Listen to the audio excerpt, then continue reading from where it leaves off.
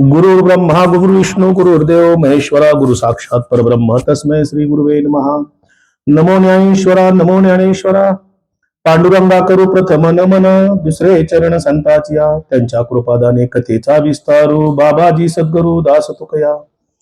बोला बोले तैसा चाले त्याची वंदी न पावले, अंगे झाडीन अंगण त्याचे दासत्व करीन, त्याचा होईन किंकर उभा ठाकेन जोडोनी कर.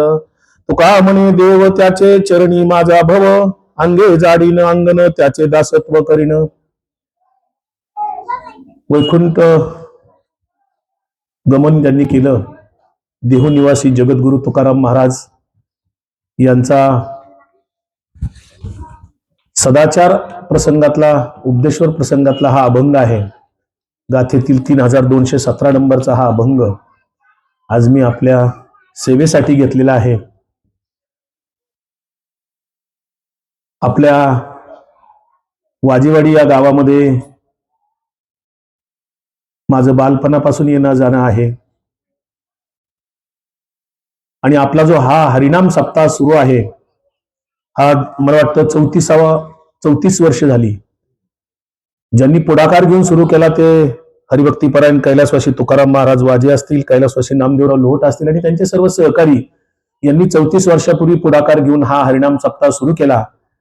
आणि सध्या तुम्ही सर्व मंडळी, विशेषतः मोहनराव वाजे मला गेल्या वर्षापासून निमंत्रित करतात.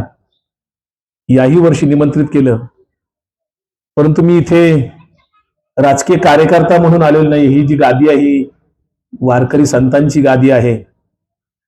रंगनाथाबांनी मगाशी अनाऊन्स करताना सांगितलं माझा परिचय देताना, पण तो परिचय काय मी या व्यासपीठावर देत नाही, कारण वारकरी संतांचा महिमा खूप मोठा आहे. संतांनी जे आपल्याला जीवनासंदर्भात किंवा आपल्या धर्माच्या अनुषंगाने किंवा जगण्याच्या अनुषंगाने जे काही आपल्याला प्रबोधन रूपी साहित्य आपल्या समोर ठेवून दिलेलं आहे ते खूप महान आहे, अगाध आहे. आणि त्याच संत साहित्याच्या आधारानं आपली प्रवचन कीर्तन होत असतात. का करायची कीर्तन प्रवचन? कशासाठी हरिनाम सप्ताह करायचा? हा प्रश्न जर विचारला तर त्याची उत्तर वेगवेगळी असू शकतात. खर तर हा जागर आहे.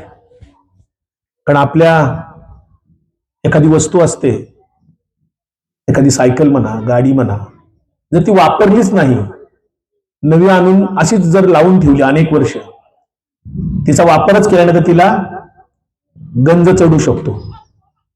तसंच आपल्या मानवाची जी बुद्धी आहे, त्या बुद्धीचा जर वापर केला नाही, आपल्या सत्सद विवेक बुद्धी जी निसर्गाने आपल्याला दिलेली आहे, त्याचा वापर जर आपला झालाच नाही तर गंज चढू शकतो. आणि म्हणून संत आपल्याला इथे महत्वाचे ठरतात. गाडी कुठे?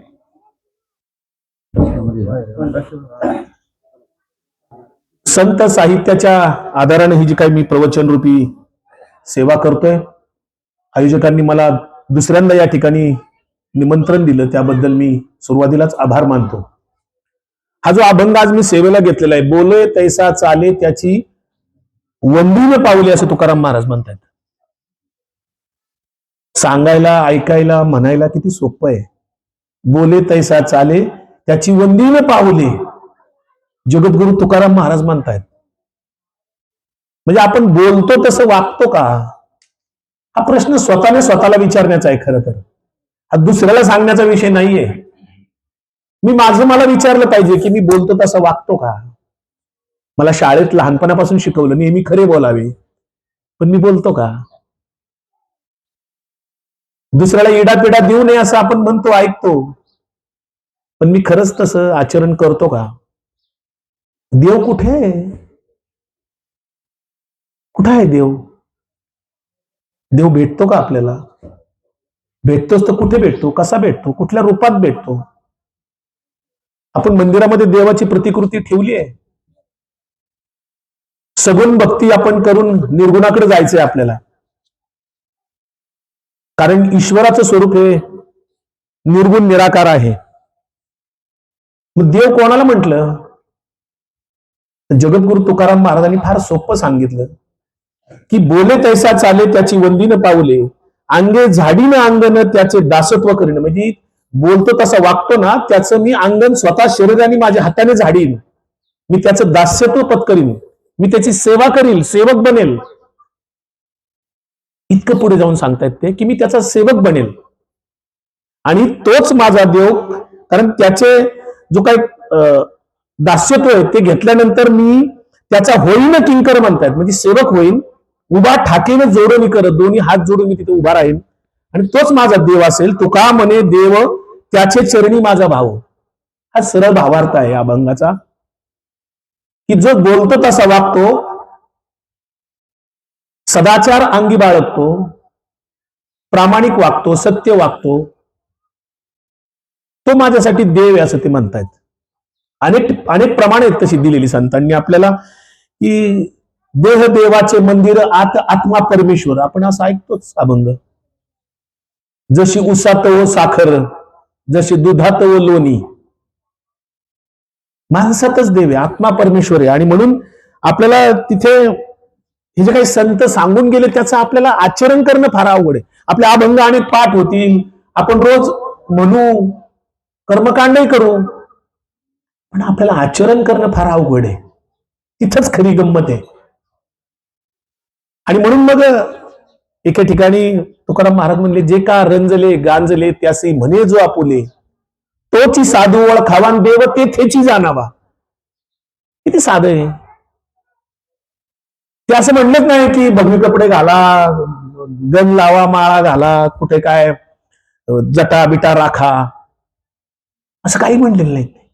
जे का रंजले गांजले, म्हणजे रंजल्या गांजल्यांची जो सेवा करेल तोच साधू, तोच देव. म्हणजे उदाहरणार्थ एखाद्या किर उन्हामध्ये, दुपारच्या 2 वाजता उन्हामध्ये, कडक उन्हामध्ये जर रस्त्याने कोणी पायी चालला असेल आणि त्याला रस्त्याने गाडीच मिळत नसेल जायला, आणि चुकून मागून एखादी गाडी आली आणि ती जर म्हणली, त्या थांबवली त्या माणसाला, चला तुम्हाला सोडतो, तर तो जो काय पायी चालणारा माणूस आहे तो गाडीत बसताना पहिला शब्द कोणता उच्चारतो? देवासारखा भेटला. तहानलेल्याला जर पाणी दिलं अचानकपणे, खूप तहान लागली, पाणी पाणी पाणी करतोय, पाणीच मिळाना, आणि अचानक कोणीतरी पाणी दिलं ग्लासभर, देवासारखा रे भेटला. तुम्ही म्हाताऱ्या माणसाला सुद्धा बघा विचारून. दुर्दैवाने आपल्याकडे काय झालं, प्रवचन कीर्तन ऐकायला 40-50 नंतर सवड मिळायला लागते. 50च्या नंतरच, 40-50 सुद्धा कमी होते. म्हणजे बहुतेक जण 50-60च्या नंतरच. म्हणजे पोरं सुद्धा बापाला म्हणून, आता ते जा ना तिकडे, सप्ताह चालला तिकडे, म्हणजे असं इतकं. म्हणजे जणू काय हरिनाम सप्ताह किंवा वारकरी संप्रदाय किंवा वारकरी दिंडी जी आहे ही जणू काय ज्येष्ठ नागरिकांसाठीच आहे. हा असा तरुणांचा घोर गैरसमज आहे.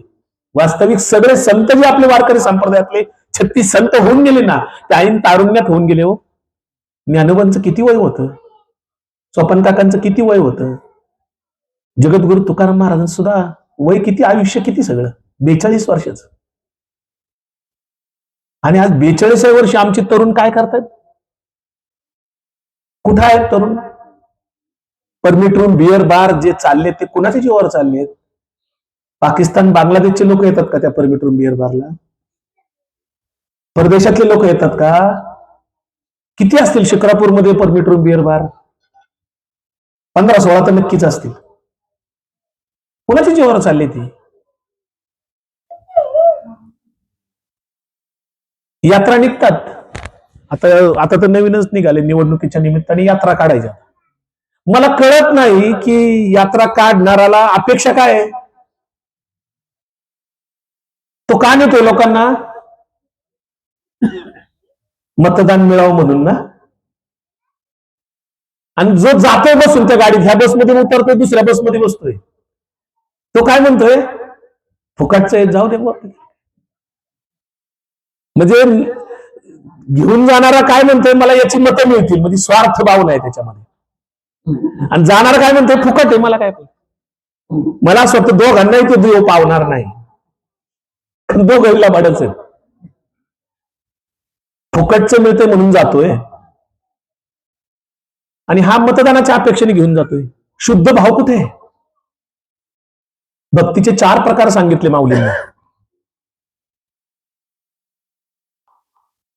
यातली ही स्वार्थी भक्ती आहे. निष्काम सेवा, निष्काम भक्ती जी आहे ती ज्ञानी भक्ती तिला म्हणतात. त्याच्यामध्ये कुठलाच स्वार्थ नाही, भावना नाही, शुद्ध हेतूने केलेली ज्ञानी भक्ती त्याला म्हणतात.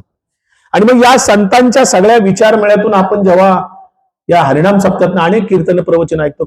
आज एक बातमी ऐकली असेल तुम्ही, पारनेर तालुक्यातली बातमी आहे. वाईट वाटतं ह्या व्यासपीठावरून सांगायला. काहींनी वाचले असेल तुमच्या पैकी किंवा ज्येष्ठ माता भगिनींनी कदाचित वाचली नसेल. एक महाराज आहेत, अनेक ठिकाणी कीर्तने केली असतील, प्रवचने केली असतील, आणि स्वतःच्या वारकरी शिक्षण संस्थेमध्ये एका तरुण मुलीला शिक्षण तिथं वारकऱ्यांचं घेण्यासाठी तिथं ती हॉस्टेलला तिच्यावर 4 वर्ष अत्याचार केला हो. आज त्या महाराजाला अटक झाली. हा वारकरी संप्रदायाला लागलेला कलंक आहे. आळंदीमध्ये, दिघूमध्ये किंवा अनेक तीर्थक्षेत्राच्या ठिकाणी सुद्धा हे असे प्रकार वारंवार बातम्या वाचायला मिळतात. हे फार वाईट आहे हो. वारकरी संप्रदायाला हा कलंक आहे. आणि आम्ही सुद्धा जो महाराज जास्ती पाकिट घेईल तो महाराज मोठा आहे म्हणतो आम्ही. जो पैसे घेत नाही तो महाराज तो साधा दिसतोय बहुतेक, काय पाकिट बिकिट काय नाही त्याचं, काय साधा आहे आपला. पण 51,000चं पाकिट, महाराज लय मोठं 51,000चे पाकिट आहे. तमाशाची सुपारी आहे का ती? सुपारी असती तमाशाला. पूर्वी गावचा यात्रेला तमाशा ठरवायला लोक जायची. आता सप्त्याला महाराज ठरवायला जायची पाळी आली. मोहनराव वाजेंनी मला गेल्या वर्षी विचारलं होतं पाकिटाचं. आता ते माझे पाहुणे आहेत सगळे, वाजे कंपनी समजा. त्यांना मी सांगितलं, मला कोणी आता बोलवतात प्रवचनाला इकडे तिकडे, तर ते सगळं तारीख बिरीख विचारून झालं की शेवटी म्हणतात पाकिट किती भरायचं. कसलं पाकिट? हा काही धंदा आहे का? संतांचं साहित्य पोस्टमनच्या भूमिकेत, हमालाच्या भूमिकेत इकडून तिकडे द्यायचंय, हा माझा धंदा नाही हो. आणि आम्ही देतो सुखुशीने किती, ठीक आहे ना, येण्या जाण्याचा लांबून महाराजाला प्रवास खर्चापुरतं देणं इथपर्यंत समजू शकतो आपण. पण 25,000 असले तरच येईल, 51,000 असले तरच येईल. अहो त्या कथा चालल्यात आता सगळीकडे. उत्तर भारतातले महाराज मंडळी आहेत, रामायण कथा, महाभारत कथा, भागवत कथा वगैरे किती घेतात बघा. काय 11 दिवसाची कथा, 9 दिवसाची कथा, 7 दिवसाची कथा, लाखो रुपये घेतात हो. कसं कसं काय संतांच्या विचाराशी जुळणार? त्यामुळं माळ सुद्धा कुणी घालावी. तुकाराम महाराज म्हणाले, सदा सर्व काळ अंतरी कुटील, तेने गळा माळ घालू नये. ज्यासी नाही दया क्षमा शांती, तेने अंगी विभूती लावू नये. जो अंतरी कुटील आहे ना, सारखा कपटीपणा आहे ना, त्यांनी माळच घालू नका ते म्हणतायत. इतकं क्लिअर कट सांगतायत. अवघड आहे ना, फार अवघड आहे. शब्द सोपे आहेत, साधे आहेत, पण आचरण करणे इतकं अवघड आहे. आणि म्हणून खरी अवघड परीक्षा माणूस बनण्याची असते. आपल्याला नाही संत बनता आलं तरी चालेल हो, पण आपण एक चांगला माणूस तर बनवू शकतो का नाही? दया क्षमा शांती. पोलीस स्टेशनला एवढ्या केसेस चालल्यात, कोणाच्या चालल्यात? आपलीच माणसं आहेत. कोर्ट कचेऱ्या, कोर्टात आता लाखो केसेस पेंडिंग आहेत. आपल्या भारतामध्ये 5 कोटीपेक्षा जास्त केसेस पेंडिंग आहेत. 5 वर्ष 10 कोणाच्या केसेस चालल्या त्या? का लोक हे संघर्ष करतायत? दशक्रियेच्या प्रवचनात ऐकतात लोक, सगळं सोडून द्यायचं, इथेच ठेवायचे म्हणतो आपण. पण प्रत्यक्षात मात्र ती जागा सोडली की पुन्हा त्याचा धंदा जे काय चालू आहे ते चालूच. स्मशानात गेला की स्मशान वैराग्यात म्हणतो, काय नाही सगळं इथेच ठेवून जायचे म्हणतो, असंही म्हणतो. आणि प्रत्यक्षात मात्र इकडे आचरण त्याचं वेगळंच राहतं. आणि म्हणून तुकाराम महाराजांनी एवढं त्याला महत्व दिलं, त्या माणसाला, आचरण करणाऱ्या माणसाला, की त्याचा दास बनेल म्हणतात मी, त्याचा सेवक बनेल, त्याचं अंगण मी झाडून घेईन अंगाने माझ्या. इतकं इतकं नम्रतेने सांगतायत तुकाराम महाराज. खरे तुकाराम महाराज आम्हाला पसतील का हो? काशी काशी म्हणतोय आम्ही. तुकाराम महाराजांनी काशी कुठं सांगितली? माय बाप केवळ काशी, तेने न जावे तीर्थाशी. मी नाही म्हणत, तुकाराम महाराज म्हणतात. आई बापच तुमची काशी आहेत. कुठलाही आपण कार्यक्रम वारकरी संप्रदायातला सुरू करताना सुरुवातीला आपण काय म्हणतो? पुंडलिका आवर्ते हरी विठ्ठल. कुणाचं नाव घेतो आधी? पुंडलिकाचं. विठ्ठलाचं नंतर घेतोय. आधी कोणाचं घेतोय? काय पुंडलिकाचं नाव आधी घेतो आपण? काय केलं पुंडलिकाने असं? आई वडिलांची सेवा केली ना. आम्हाला आई वडील असल्यावर किंमत कळत नाही, आई वडील गेल्यावर किंमत कळते. आता इथं बऱ्याच जणांचे आई वडील हयात नसतील, कारण सिनियर मंडळीत बरीचशी. खरं तर तुमच्या मुलांनी ऐकायला पाहिजे. आणि मग अशा परिस्थितीमध्ये माळ कोणी घालायचे हे सुद्धा सांगतायत. वारकरी संप्रदाय म्हणजे त्या काळामध्ये 12व्या शतकामध्ये महानुभव पंथ आणि वारकरी संप्रदाय सुरू झाला एकाच म्हणजे कालावधी येतो 12व्या शतकातला. महानुभव पंथ चक्रधर स्वामींनी सुरू केला. त्याचं कारण असं, त्या काळामध्ये आपली लोक अंधश्रद्धेत अडकली होती, कर्मकांडात अडकली होती, पुरोहित शाहीमध्ये अडकली होती, आणि म्हणून चक्रधर स्वामींनी महानुभव पंथाची स्थापना करून महानुभव पंथ सुरू केला. जिथे कर्मकांडाला थारा नाही, जाती वर्ण व्यवस्थेला थारा नाही, कुठलीही अंधश्रद्धा नाही, पुरोहित शाही नाही. आणि वारकरी संप्रदाय सुद्धा नामदेव महाराजांनी सुरू केला आणि पाया रचला. नामदेव आणि ज्ञानदेवांनी पाया रचला.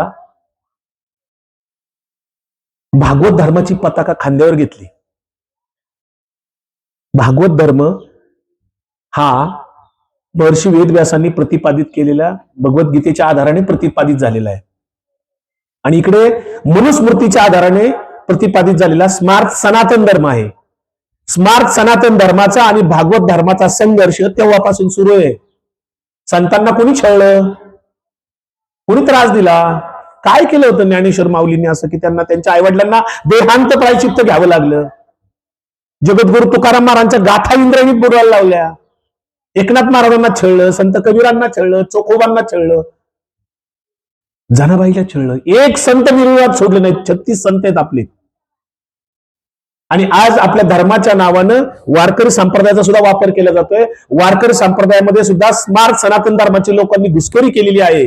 आणि म्हणूनच परवा एका आळंदी मधल्या एका, त्याचं नाव वेगळं आहे पण तो वेगळ्या नावाने महाराज वावरतो आणि स्पष्टपणे जाहीरपणे पुणे विद्यापीठातल्या एका वैचारिक कार्यक्रमामध्ये त्या महाराजांनी मांडणी केली आणि सांगितलं की ज्ञानेश्वर महाराजांचे ज्ञानेश्वरी ग्रंथच नाहीये, तुकाराम महाराजांचे गाथा ग्रंथच नाहीये. एवढं सांगण्याचं धाडस केलं त्या लोकांनी, कारण यांचे ग्रंथ त्यांना अडचणीचे आहेत. गोविंद देवगिरी त्या महाराजाचं नाव आहे, जे अयोध्येच्या मंदिराला ट्रस्टी आहेत. त्यांचं नाव वेगळं आहे, पण गोविंद देवगिरी वापरायचं आपल्याला कळलंच नाही पाहिजे. जसं छत्रपती शिवरायांची अफजल खानाची भेट झाली होती. शिवाजी राजांचे वकील काजी हैदर होते आणि अफजल खानाचा वकील कृष्णाजी भास्कर, इतिहासात एवढंच लिहिलंय, पण शोध लावल्यावर कळलं की कृष्णाजी भास्कर कुलकर्णी आहे, अफजल खानाचा वकील. कोणाला सांगायचंय? अहो, ज्या छत्रपती शिवरायांचा पुतळा समोर दिसतोय मला, त्या छत्रपती शिवरायांच्या नंतर 1680 ला त्यांचं निधन झालं. त्याच्यानंतर 1889 पर्यंत जवळपास शिवजयंती साजरी झालेली नव्हती. शिवाजी महाराजांची समाधी महात्मा फुले आले, महात्मा फुल्यांनी शोधली. मधले 189 वर्ष शिवाजी महाराजांची समाधी कोणाला माहित नव्हती, शिवजयंती नव्हती. पहिला पवाडा महात्मा फुल्यांनी रचला. कशामुळे मधल्या काळाला महाराजांना झाकून ठेवला असेल? कोणी ठेवला असेल? कधी विचार करणार आम्ही याचा? कोणाला अडचण झाली ती महाराजांची? छत्रपती संभाजीराजांचं स्मारक आपल्या जवळच आहे, तुमच्याच परिसरात आहे, वडूला. संभाजीराजांनी बुधभूषण नावाचा ग्रंथ लिहिला. तो बुधभूषण ग्रंथ वडू आणि पंचक्रोशीतले किती तरुण मुलं वाचत असतील. बाहेरून तिथं काहीतरी लोक येतात माथी भडकवणारी, आणि तरुणांची माथी भडकवणारी, तिथे त्यांना शिकवण दिली जाते. पण छत्रपती संभाजीराजांचं बुधभूषण ग्रंथ सांगितला जात नाही. छत्रपती शिवरायांचा खरा इतिहास सांगितला जात नाही. संतांचा खरा इतिहास सांगितला जात नाही. वारकरी संप्रदायातल्या सर्व संतांना नैसर्गिक मृत्यू आल्याचं, मला कुठंच अभ्यास करतो मी सारखा रोज, नैसर्गिक मृत्यू आला असं कुठं एखादं उदाहरणच फारसं दिसत नाही. माहितच नाही संतांचं कसं काय झालं.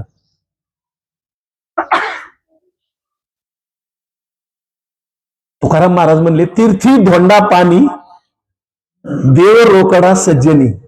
हा अभंग जो घेतलाय तर त्याच्यातलाच आहे. बोले तैसा चाले त्याची वंदीनं पावले असं म्हणतात. म्हणजे काय? सज्जन माणसं, देव रोकडा सज्जनी, म्हणजे सज्जनांच्या ठिकाणी देव आहे असं ते म्हणतात. तीर्थाला फक्त धोंडा आणि पाणी येते म्हणतात. आणि आम्ही करतोय तीर्थयात्रा. आम्हाला वाटतं तिथं देव असेल, इकडं असेल, चारी धाम करू, अष्टविनायक करू, आमक करू, 12 ज्योतिर्लिंग करू, देव देव देव देव शोधतोय आम्ही. जगद्गुरु तुकाराम महाराजांनी सांगितलं, तीर्थी धोंडा पाणी. तीर्थाला फक्त धोंडा आणि पाणी आहे, दुसरं काही नाही. देव रोकडा सज्जनी. मी तुमच्या भागात, तुमच्या गावात, तुमच्या आजूबाजूला, तुमच्या बाजूला जो कोणी सज्जन माणूस असेल तो देव, लक्षात ठेवा. जो बोलतो तसं वागतो तुमच्या गावात, तो खरा देव आहे तुमच्यात, असं समजा. निवडणुका येतील जातील, व पद येतील जातील, सत्ता येईल जाईल. मला इथं कोणीतरी सांगितलं मगाशी की इथं 4 काकडे भरतात म्हणे. मला वाईट वाटलं, वाजीवाडी एवढी मोठी नाहीये किंवा 20-25 हजाराची लोकसंख्या आहे आणि आता बराच मोठा पसारा आहे, मग होत असतील. वाजीवाडी पूर्वी पिंपळे जगतापच होती ना, नंतर ग्रामपंचायत झाली, मला आठवतंय. आता 4 काकडे वाजीवाडीत. संतांनी भेदभाव केला नाही हो. जगद्गुरु तुकाराम महाराज म्हणतात, विष्णुमय जग वैष्णवांचा धर्म, भेदाभेद भ्रम अमंगळ. आणि आम्ही आज भेदभाव घेऊन बसलोय. शेजारी एसटीत माणूस बसला, चौकात बसला, हॉटेलमध्ये बसला, तर शेजारचा माणूस कोण आहे त्याचं आडनाव पहिलं विचारलं जातं. आडनावावर ओळखायचं याची जात कोणती असेल. हिंदू, मुस्लिम, ओबीसी, मराठा, वाटेल त्या पद्धतीने आपण भेदभाव करतोय. आपणच आपले शत्रू निर्माण करतोय. संतांनी सांगितलं भेदभाव करूच नका, अमंगळ आहे ते. पण आम्ही भेदभावात अडकलोय. लांबचं कशाला उदाहरण देतो, माझं उदाहरण देतो. माझं शिंदेवाडी गाव आहे. भेदभाव कसा असतो बघा, नुसता जातीचा नसतो, धर्माचा नुसता नसतो. शिंदेवाडी गाव ग्रामपंचायत विभाजन करून घेतलं, मीच पाठपुरावा करत होतो. पहिला सरपंच गावाने बैठक घेतली, म्हणजे विकास पहिला सरपंच होईल. त्यांनी सगळे प्रयत्न केले, शाळा काढली, सोसायटी काढली, ग्रामपंचायत. मी म्हटलं आता झालं आपण सरपंच, आता काय लोकांनी बैठक घेतली गावापुढे, देवापुढे, झालं आता काय, आता नुसतं फॉर्म भरायचं आणि झालं, डिक्लेअर करायचं नुसतं.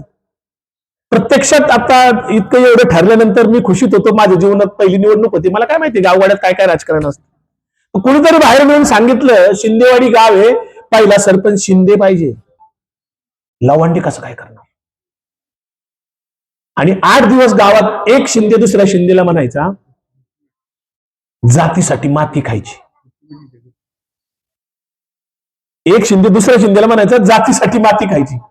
मला 8 दिवस कळत नव्हतं काय भानगडी बाबा. शिंदेला आपण लवंडी तर 4 पिढ्याचे सोयरे आहेत, आपण एकमेकाच जातीची माणसं आहेत. आपण गावात 98% सगळे मराठाच आहेत. आपल्या गावात 1-2% किरकोळ दुसरी 1-2-4 घर आहेत फक्त, बाकी सगळी मराठा, सगळे एकमेकाची सोयरे आहेत. आपण पाहुणे रावळे आहेत. आणि हे असं का म्हणतात जातीसाठी माती खायचं. मला 8 दिवस कळत नव्हतं. मला 8 दिवसांनी कळालं की लवांडे ही एक जात आहे, शिंदे ही दुसरी जात आहे. काय करायचं याला. आणि तुकाराम महाराज सांगतात, हरिपाठ म्हणतात लोक, सप्ताह करतात, सगळं चालू आहे हो. पण आमच्या आचरणात काय आहे. आणि जर आचरणात काहीच नसेल ना, कितीही काही करा, काहीच त्यांनी आउटपुट निघणार नाही, त्यातून फलं काहीच मिळणार नाही. आणि म्हणून ह्या संतांचे जे विचार आहेत ते आपल्याला अंगीकारणं हे तितकं महत्वाचं ठरतं. प्रपंच करत असताना जोडून या धन उत्तम व्यवहार असं सांगितले. अवघाची संसार सुखाचा करीन. उत्तम व्यवहार जोडा ना, धन काही अडचण नाही. पण कुणाचा खिस्सा कापायची काही गरज नाही, कुणाचा बांध करायची काही गरज नाही, कोणाला टाकाटाकी करायची काही गरज नाही. जोडून या धन उत्तम व्यवहार तुकाराम महाराजांनी सांगितले. माऊली म्हणले, अवघाची संसार सुखाचा करीन.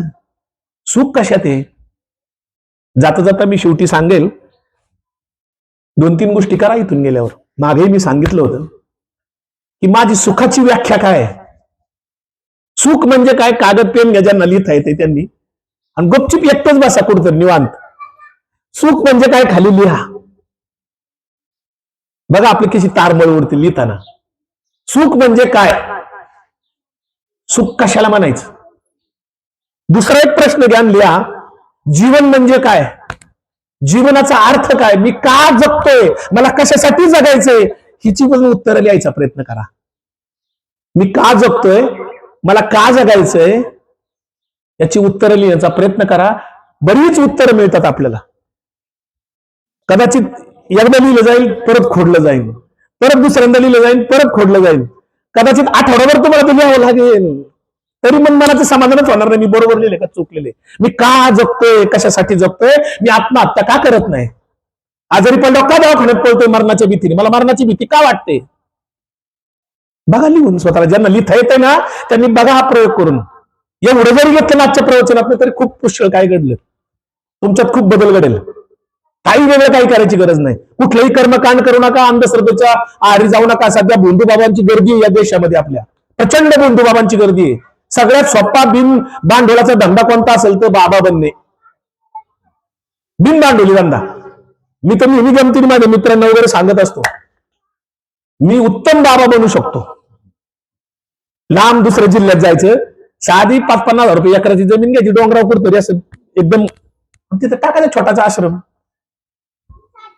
झालं बाबा, ते कोणीतरी जाहिरात करायला 2-4 माणसं असतातच, पगारी ठेवायची. सध्या बघा दुकानं कशी चालल्यात बुवा बाबा लोकांची, प्रचंड स्टार प्रचारक असल्यासारखे ते हेलिकॉप्टर विमानाने फिरतात, 5 स्टार जीवन जगतात. हे कसले बुवा बाबा? आमच्या संतांना काहीच नव्हतं. संतांची प्रॉपर्टी कुठे आहे? आमच्या ज्ञानोबा तुकोबांची किती प्रॉपर्टी होती, कुठं आहे ती? चोखोबांची प्रॉपर्टी कुठे आहे? जनाबाईची कुठे आहे? नामदेव महाराजांची कुठे आहे? आणि म्हणून स्मार्ट सनातन धर्म मनुस्मृतीने प्रतिपादित केलेला आणि संतांचा भागवत धर्म हा संघर्ष वैचारिक तेव्हापासून सुरू आहे, जो आजही आहे. संतांना छळणारे मुस्लिम नव्हते, मोगलांच्या काळातले लोक नव्हते. एकाही मुस्लिमांनी संतांना छळलं नाही. जगद्गुरु तुकाराम महाराजांच्या मागच्या वेळेस मी सांगितलं होतं की पालखी निघताना, प्रस्थान होताना इनामदार वाड्यात जेव्हा पालखी बाहेर पडते तेव्हा वाजंत्रीचे पूर वाजवतात, तो ताशा वाजवणारा परंपरेने मुसलमान आहे. तुकाराम महाराजांच्या पालखीचा पहिला विसावा दीव मध्ये कुठे पालखीत कोणी गेला असेल तर दर्ग्यात आहे. श्रीगोंद्याला संतांच्या परंपरेतले वारकरी संप्रदायातले संत शेख मोहम्मद महाराज आहेत, त्यांची पालखी असते दरवर्षी पंढरपूरला. अनेक कीर्तनकार प्रवचनकार मुस्लिम आहेत, अनेक गायक वादक मुस्लिम आहेत, आणि आम्ही हिंदू मुस्लिम करतो. कुणीतरी भडकवतं, कुणाला तरी काहीतरी साध्य करायचं याच्यातनं. माणसाला माणसाशी माणसाप्रमाणे वागवता येत नाही का आपल्याला? शक्य नाही का ते? शेवटचं सांगतो आणि मी माझं प्रवचनाला स्वल्पविराम देऊन ठेवतो. जीवनात येऊन नाही चांगलं करता आलं तरी चालेल, परंतु वाईट काही करायचं नाही. नाही दुसऱ्याला न्याय देता आला तरी चालेल, परंतु कोणावर अन्याय करायचा नाही. नाही आईवडिलांची सेवा करता आली तरी चालेल, परंतु आईवडिलांना वेदना होतील, त्यांना मनस्ताप होईल, त्यांना त्रास होईल असं तरी वर्तन किमान आपण करू नये. नाही दुसऱ्याची दारू सोडवता आली तरी चालेल, पण कोणाला दारू पाजू तरी नका. एवढं जर करू शकलो ना आपण दैनंदिन जीवनामध्ये, आपल्या पुष्कळ परमार्थ आपल्या हातून घडेल, पुष्कळ घडेल. बोले तैसा चाले त्याची वंदावी पाऊली. माऊली महाराज म्हणतात की अंगे झाडीनं अंगण त्याचे दासत्व करीन. मी जे बोललोय ते मी करत नाही म्हणून सांगतोय. आईवडिलांची सेवा करा तेव्हाच मी म्हणतोय, मी माझ्या आईवडिलांची केलेली आहे म्हणून तुम्हाला सांगतोय. मी कोणाला दारू पाजत नाही म्हणून तुम्हाला सांगतोय दारू कोणाला पाजू नका. मी जे करत नाही मी ते तुम्हाला सांगत नाही. राष्ट्रपिता महात्मा गांधींची एक गोष्ट या निमित्ताने आठवली म्हणून सांगतो. महात्मा गांधी निसर्गोपचार, त्यांचं उरुळी कांचनला आपला आश्रम 1946 साली महात्मा गांधींनी निसर्गोपचार आश्रम स्थापन केलं. तिथं भारतभरातनं जगभरातनं लोक येत असतात. तुम्ही पण आरोग्यासाठी जरूर तिथे आठवडाभर राहायला जा कधीतरी, कुणीही जा. तुमचं आयुष्य वाढायला मदत होईल. आपल्या गाडीची जशी सर्व्हिसिंग करतो ना आपण, तशी आपल्या बॉडीची सर्व्हिसिंग आपण कधीच करत नाही. तर ती उरुळी कांचनला आठवडाभर राहायचं, फार खर्च नसतो, आपली बॉडी सर्व्हिसिंग करून मिळते. 8 दिवस राहायचं तिथे, जरूर जा, तुमच्या व्याधी कमी व्हायला मदत होईल. तर त्या महात्मा गांधींच्याकडे दररोज त्यांच्या प्रार्थनेच्या वेळेला काही लोक प्रश्न उत्तर करायचे. एक बाई आली मुलाला घेऊन, म्हणली बापूजी माझ्या मुलाला हगवण लागलेली आहे आणि ती राहतच नाही, जंतय पोटात, काहीतरी औषध सांगा ना. बापूजी म्हणले ठीक आहे, 1 आठवड्यानंतर परत ये. 1 आठवड्यानंतर ती बाई परत मुलाला घेऊन आली. बापूजींना म्हणली बापूजी औषध सांगा ना. मी तुम्ही सांगितल्याप्रमाणे आली 8 दिवसांनी. बापूजी म्हणले त्याचा गुळ खायचा बंद कर. ती बाई म्हणली बापूजी मग इतकं सोपं औषध होतं, मग त्या दिवशीच का नाही सांगितलं तुम्ही मला? 8 दिवस का लावले सांगायला? नुसता गुळ खायचा बंद कर एवढं सांगता आता, या 8 दिवसापूर्वी पण सांगू शकला असता. बापूजी हसले, म्हणाले सांगू शकलो असतो, पण तेव्हा मी गुळ खात होतो. आता 8 दिवस झाले मी गुळ खायचा बंद केलाय, आता मला नैतिक अधिकार आहे गुळ खाऊ नको सांगण्याचा म्हणून सांगतो. त्यामुळे नैतिक अधिकाराशिवाय ऐकलं जात नाही. एवढी प्रवचनं होतात, एवढी कीर्तनं होतात, एवढी व्याख्यानं चालल्यात, एवढं चाललंय सगळं, तरी समाज का बिघडतोय? समाज का रसा दळायला चाललाय? का समाज नैतिक दृष्ट्या खालावतोय? का आया बहिणींची किंमत नाही? का महिला मुली सुरक्षित नाहीत? कोणापासून सुरक्षित नाहीत? का स्त्रियांना दुय्यम वागणूक दिली जाते? एवढे संत सांगतायत, प्रवचन कीर्तन रोज चाललेत. याचं कारण एकच, सांगणाराने नैतिक अधिकार कमवायला पाहिजे. पहिला मी जर नैतिक अधिकार मला असेल, मी काही सांगितलं तर कदाचित कोणीतरी ऐकू शकेल, पण मला नैतिक अधिकार प्राप्त करावा लागेल. मी इथून गेल्यावर माझा दुसरा रंग मी नाही दाखवला पाहिजे बाहेर गेल्यावर. जे इथं मी बोलतो माईक समोर, तोच रंग माझा कायम मला तुम्हाला कुठे भेटलं तरी आढळला, तरच तुम्ही म्हणाल अरे तू बोलतो तसं आहे बरं का. तसं कुणी ऐकत नाही कुणी कुणाचं. असो, खूप काही सांगण्यासारखं, परंतु वेळेअभावी मी माझ्या प्रवचन रूपीला स्वल्प विराम देऊ ठेवतो. बरेच लोक म्हणतात पूर्णविराम देतो. पूर्णविराम कधीच होऊ शकत नाही. त्याचं कारण असं, आपल्या संतांचं साहित्य जगात वैश्विक इतकं मोठं आहे की ते कधीच संपू शकत नाही, त्याला फुलस्टॉपच येऊ शकत नाही.